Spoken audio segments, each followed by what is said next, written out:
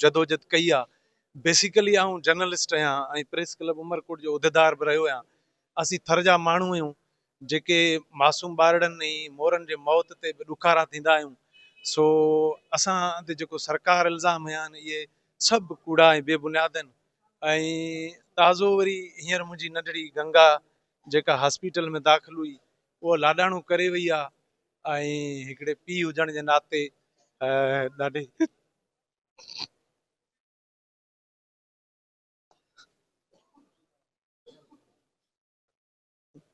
दर्दनाक कैफ़ियत में हुजां, जेके अहल दिल जेके बि पंहिंजे औलादनि जा वारिस आहिनि, जंहिं वटि नंढड़ा ॿारड़ा आहिनि, शायदि उहो ई इन दर्द खे सम्झी सघनि था।